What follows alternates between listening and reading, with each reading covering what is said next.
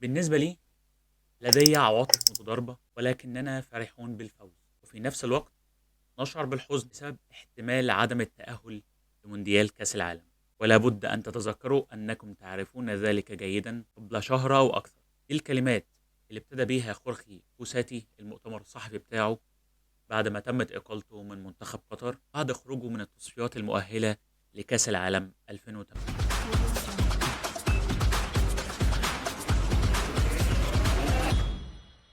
مساء الفل عليكم، ويا رب كل الناس تبقى بصحة وبخير، وحلقة جديدة من حلقات كورة في التمانية وفقرة اديني في الهادي.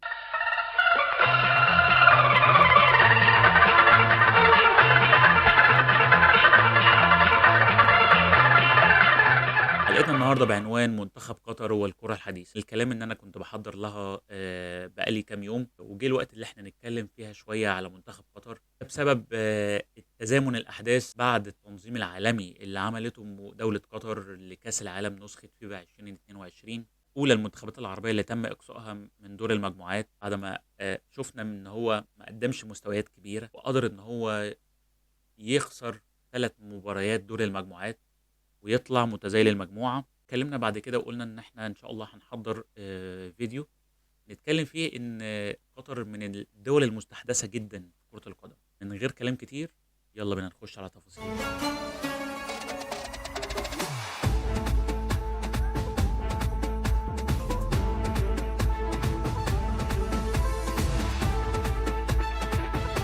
كرة القدم في قطر ظهرت في أواخر عام 1940، ودي طبعا في القرن الحديث، وده كان بالتزامن مع ظهور النفط في دولة قطر. بداية عام 1948 اجتمع مجموعة من العمال اللي بيشتغلوا في النفط، وقرروا ان هم يعملوا اول مباراة رسمية داخل دولة قطر. ومن بعدها توالت الاحداث، وابتدوا ياخدوا قرارات سريعة جدا في كرة القدم، وحسوا ان هم متأخرين شوية. صدرت الدولة قرار بإنشاء أول اتحاد رسمي لكرة القدم القطرية، ومن بعدها انضم الاتحاد القطري لكرة القدم للفيفا عام 1963. في الوقت نفسه كان الاتحاد البحريني بيخطط ان هو يجمع الدولة العربية ويبتدي ينظم بطولة تحت مظلة دول مجلس التعاون الخليجي. طبعا المقترح لقى إعجاب كبير جدا من المسؤولين في قطر، كانوا أول الدول الداعمين في دول التعاون الخليجي لفكرة المسابقة دي، وابتدت تتنفذ الخطط ديت على أرض الواقع بداية من شهر مارس 1970، وتم إنشاء كأس الخليج العربي. وكانت أول مباراة رسمية للمنتخب القطري كانت في بطولة الخليج العربي عام 1970 تحديدا في 27 مارس ضد المضيف دولة البحرين، اللي كانت صاحبة الاستضافة وصاحبة الفكرة، اللي ابتدت البطولة بأربع فرق، وبعد كده ابتدى الموضوع يزيد شوية لحد ما وصلت ل8 فرق. تتوالى الأعوام والدولة القطرية كانت بتدعم الكورة أو بتدعم لعبة كرة القدم كده على استحياء، إلى أن كانت أولى مشاركات في تصفيات كأس العالم بالنسبة لدولة قطر كانت في عام 1977. بما إننا في حدث تنظيم كأس العالم، فهنخص قطر شوية بالتصفيات المؤهلة لكأس العالم. كانت أولى المشاركات في تصفيات المؤهلة لكأس العالم بالنسبة لهم هي كان كأس 77، مقدروش يوصلوا فيه لأي نتائج. كانت بالنسبة لهم أول مشاركة مع منتخبات كبيرة جدًا في آسيا، وأقدم طبعًا فشلوا إن هم يحققوا نتايج إيجابية في أول ظهور ليهم في التصفيات. ظهروا بعد كده برضه وما قدروش يكمّلوا، فشلوا في الأدوار التمهيدية في كأس عالم 82 وفي 86. ابتدى يظهر المستوى الأكبر والأفضل لقطر بدايةً من التسعينات.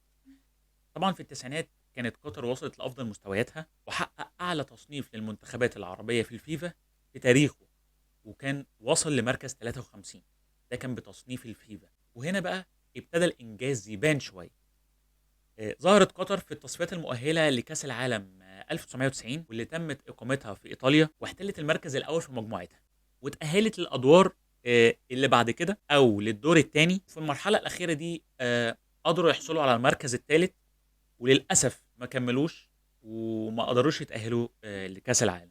وده طبعا كان على حساب منتخب الإمارات ومنتخب كوريا الجنوبية. نيجي بقى للظهور الأبرز لمنتخب قطر أثناء التصفيات المؤهلة لكأس العالم 98. واللي تمت إقامتها في فرنسا، وهو كأس العالم الأبرز والأضخم، واللي كان النهائي بتاعه النهائي الشهير بين فرنسا والبرازيل. قدرت توصل لمستوى كبير جدًا في التصفيات، بعد ما قدرت إن هي تفوز على الصين وعلى إيران. وصلت في مباراتها الأخيرة إن هي بتلعب ضد المملكة العربية السعودية، ضد السعودية، ولكن ما حالفهاش الحظ وخسرت من المنتخب السعودي 1-0. تأهلت السعودية وتم إقصاء قطر. وتتوالى طبعًا الأحداث المتتالية وتصفيات كأس العالم برضه. 2001 ما قدروش يتأهلوا وخسروا من الصين. ييجي بعد كده يتولى منصب القيادة الفنية لمنتخب قطر فيليب تروسيه. وما قدرش برضه يوصل بيهم للتصفيات المؤهلة لكأس العالم فيفا 2002 اللي كانت في كوريا واليابان. وتتوالى برضه سلسلة الفشل إن هم ما قدروش يكملوا، والخسارة إن هم ما يكملوش برضه ويتأهلوا لكأس العالم 2006 نسخة ألمانيا. بعد كده يتولى القيادة الفنية للمنتخب القطري خورخي فوساتي، المدير الفني الأورجواني، علشان يحاول يوصل لكأس العالم 2010 اللي كانت هيتم إقامتها كأول بطولة تقام في القارة الأفريقية، وتمت إقامتها في جنوب أفريقيا. وقدر خورخي إن هو يقود منتخب قطر في أولى ال3 مواجهات بمكسب كبير، صدّرت قطر مجموعتها. وللأسف ييجي خورخي فوستاي يحصل له أزمة صحية ويخضع لعملية جراحية في المعدة، ويتم تنحيه عن منصب الولاية الفنية لمنتخب قطر، وانتهى عقده مع المنتخب القطري في سبتمبر 2008. اللي ييجي بعد منه ويتولى الإدارة الفنية لمنتخب قطر المدرب الشهير والكبير برونو ميتسو، واللي طبعًا أشهر إسلامه بدخوله دولة قطر. وتولى القيادة الفنية من بعد خورخي. وللأسف برضه كانت فشلت قطر في التأهل لتصفيات المؤهلة لكأس العالم بعد ما حصلت على المركز الرابع في التصفيات. طبعًا برونو ميتسو ما قدرش ينقذ ما يمكن إنقاذه في الفترة القصيرة دي. و وللأسف قطر ما كمّلتش برضه التصفيات للآخر. طبعًا منتخب قطر على صعيد البطولات كان فقير جدًا في حصد البطولات، وأول بطولة رسمية كان يحصدها هي بطولة كأس آسيا. آآ كانت في 2019 واللي قدر يفوز فيها في النهائي على اليابان 3-1. دي كانت أولى البطولات الرسمية اللي قدر ينجزها منتخب قطر بالنسبة للمشاركات القارية بتاعته. كل الأحداث دي ما تقللش من دولة قطر ولا من الإنجاز التاريخي اللي عاملينه في تنظيم كأس العالم، اللي شاركوا فيه منتخب قطر باعتبارها الدولة المستضيفة للحدث الأكبر، ولا من الحدث الأبرز، وهي إن جمعت كل العرب تحت مظلة التجمع وإن هي توحد الكلمة تاني، ونشوف العرب بيرفعوا أعلام زي أعلام فلسطين تاني في ملاعبنا.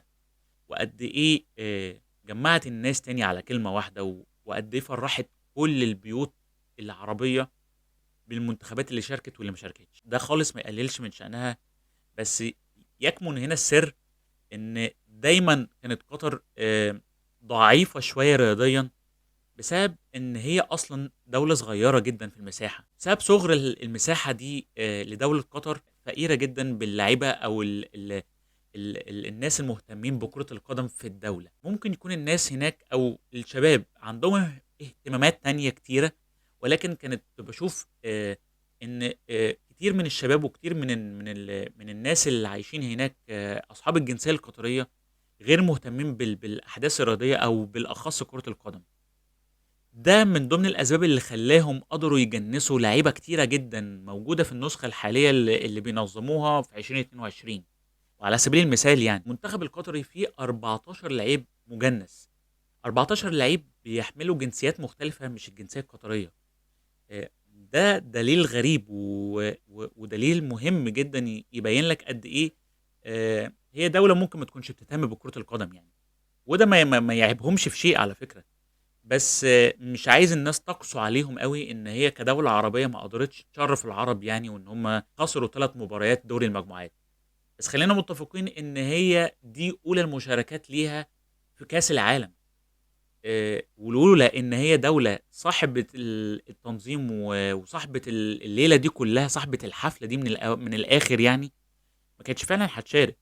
لإن كل محاولاتها اللي فاتت واللي ذكرتها لكم كانت فعلًا في النهاية بتنتهي بالفشل.